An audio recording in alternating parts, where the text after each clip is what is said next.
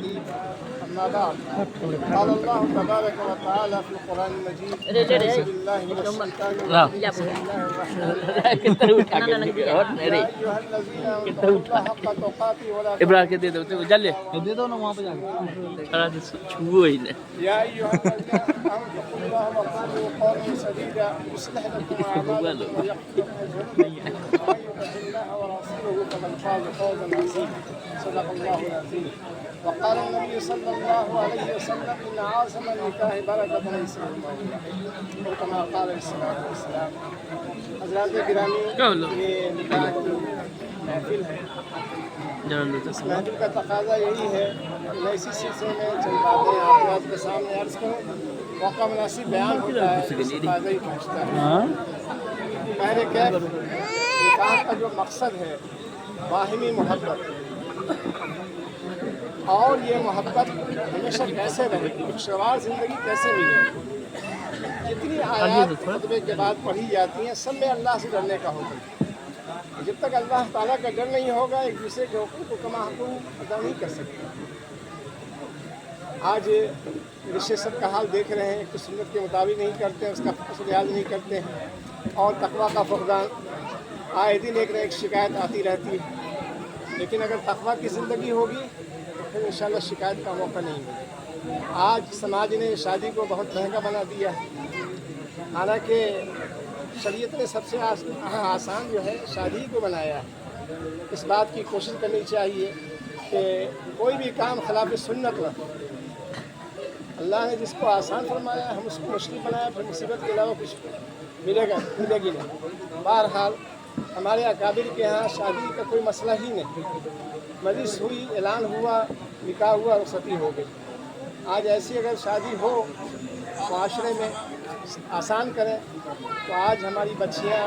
جو عمر ہو چکی ہے شادی نہیں ہو رہی ہے غیروں کے ساتھ پلان کا راستہ اختیار کر رہی ہیں اور خودکشی کر رہی ہیں یہ سب شادی مہنگا ہونے کی وجہ سے اور گناہوں کے دروازے بھی چپٹ کھلے ہوئے ہیں وقت پر شادی نہیں ہوگی ظاہر سی بات نفس شیطان ہر ایک کے پیچھے بہر کیف نکاح سنت ہے تو سنت سمجھ کے کرنا چاہیے اور خوشگوار زندگی کے لیے تقویٰ بےحد ضرورت ہے اور تقویٰ یہ اہل اللہ کی صحبت سے ملتا ہے جب آدمی اللہ والوں سے تعلق رکھتا ہے ان کی زندگی کو دیکھتا ہے ان کی دعائیں ملتی ہے ان کی زندگی میں باہر آ جاتی ہے آپ تصور تو نہیں کر سکتے ہیں کہ اولیاء اللہ نے اپنے بیگم کے ساتھ کیسی زندگی گزاری حضرت ڈاکٹر عبدالحی صاحب جو عالم نہیں تھے لیکن حضرت عالمی علیہ کی غلامی اختیار کی اور اصلاحی تعلق قائم کیا وہ سنت جو آج بہت لوگ اس سنت کو ادا نہیں کر رہے ہیں آپ صلی اللہ علیہ وسلم کی سنت تھی کہ گھر میں جب آتے تھے تو اماں عائشہ فرماتی ہیں رضی اللہ عنہ آپ صلی اللہ کے چہرے پر تبسم ہوتا تھا دور دور کی بات ایک صحابی نے اپنی اوپر جو ہے ان کو مار بیٹھے آپ صلی اللہ علیہ خطرناک تو یہ ہے کہ انہوں نے کہا کہ 52 سالہ زندگی ہم نے اپنے شریک حیات کے ساتھ ہماری گزری ہے لیکن ان 52 سالہ زندگی میں ہم نے لہجہ بدل کے بعد نہیں کیا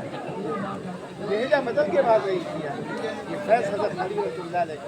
اور انہوں نے سنوں رسل کے دکھایا اتنے بہت سے واقعات ہیں وقت نہیں ہے آپ کے گھر تفصیل سے کوئی بیان کرنے کا بہرحال شادی کو سنت کے مطابق کرنے کی فکر کیجیے اور جو لین دین کا مسئلہ ہے ہر باپ اپنی بیٹی کو اپنی حیثیت سے دیتے ہی کوئی بوجھ نہیں ہونا چاہیے جو حدیث میں نے پڑھی ہے ان اعظم نکاح برکت ہے اسے وہ نکاح بابرکت ہے جس میں آسانیاں نہ لڑکے والے کوئی بوجھ ہو لڑکی والے پہ کوئی بوجھ ہو یہ بابرکت نکاح ہے لوگ نا خوشی کرنے کے لیے اپنی حیثیت سے زیادہ اس میں خرچ کرتے ہیں اس کا نتیجہ اچھا نہیں ہوتا ہے اس لیے سنت کے مطابق جو بھی کام ہو اس میں خیر ہی خیر ہے فلاح ہی فلاح ہے برکت ہی برکت ہے بہر کیف ہم آپ کا زیادہ وقت نہیں چاہتے اس کو واپس بھی ہے کھانا بھی کھانا ہے اور بس یہی مقصد ہمارے کہنے کا ہے کہ اپنے اندر تقویٰ پیدا کریں زندگی باہر چاہتے ہیں اولاد نیک چاہتے ہیں تو سنت کے مطابق زندگی گزاریں ہر کام کو سنت کے اللہ والوں سے اپنا تعلق قائم کریں ان سے کچھ نسخہ لے کر عمل میں لائیں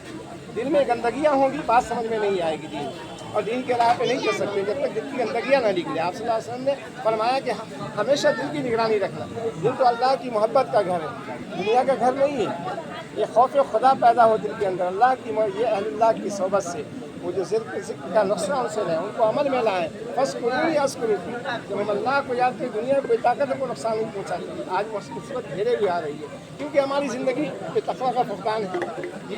آج ہم لوگ شریعت پر عمل نہیں کر رہے ہیں، جو جی چاہ رہا ہے، نفس جو کہہ رہا ہے، شیطان جو کہہ رہا ہے، یہ دشمن ہے ایمان والوں کا. اس لیے اس کے شر اور فتنے سے کہ اللہ والے یہی تعلیم دیتے ہیں کہ روڑوں کے دعا کرو اللہ کے سامنے کہ اللہ ہم کو اس زمانے کے فتنے سے بچائیے. یہ بہت خطرناک دور سے ہم آپ گزر رہے ہیں. اس دور میں گناہوں سے بچنا آسان نہیں ہے جب تک خوف خدا نہ ہو، اللہ کی محبت نہ ہو. اور یہ اللہ والوں کی صحبت سے ملے گی اور ہمیشہ قیامت تک رہیں گے. اللہ والے اپنے اندر پیاس پیدا کیجیے، ان سے اصلاحی تعلق